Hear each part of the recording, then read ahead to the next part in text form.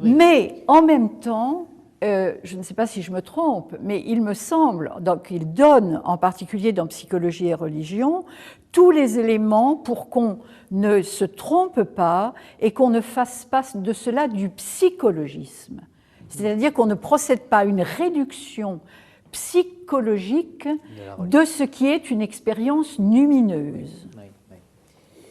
Ça veut dire que, à mon sens, que tout effectivement, en constatant cette mort ou cette mue, pour reprendre l'expression nietzschéenne, de Dieu, cette nécessaire intériorisation de la métamorphose de Dieu en soi, il me semble qu'il renouvelle totalement la perspective relative aux religieux. Je ne sais pas ce que vous en pensez. Ce serait l'objet d'un débat à soi seul. Quelque part dans le livre rouge, mais je ne sais pas exactement où, c'est de mémoire, à un certain moment, il dit en substance que toutes les religions partent d'une religion.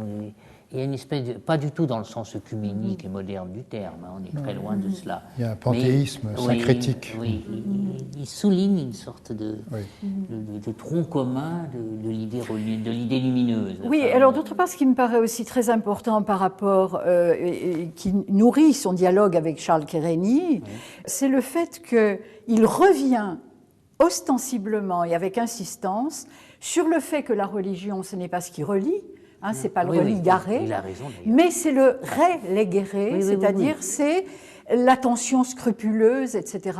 Et il le traduit en disant c'est la loyauté, la pistis en fait, c'est la loyauté envers sa propre expérience. Et ça, je trouve ça absolument extraordinaire. Je vous parle là en tant que philosophe des religions.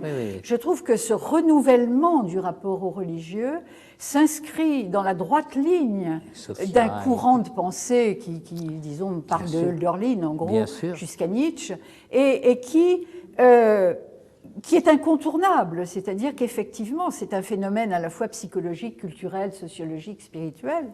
Et là, Jung me paraît un relais dont l'importance n'a pas suffisamment été prise en compte pour le moment. Et ce qui l'amène à parler du Dieu unique.